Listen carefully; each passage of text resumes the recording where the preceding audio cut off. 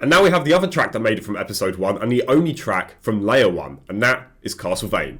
Let's go. The use of augmentation works really well as there's raw industrial synths. The kick drum is very consistent and repetitive by following a double time pattern.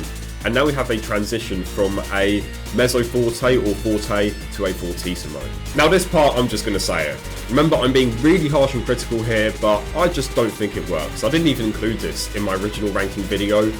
Firstly, the transition from the last segment is less impactful and not seamless.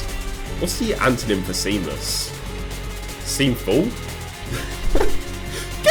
The lead synth feels weak and meaningless, the melody is directionless by losing its Baroque style dual that's in basic common time, and just overall it feels like there's almost no personality.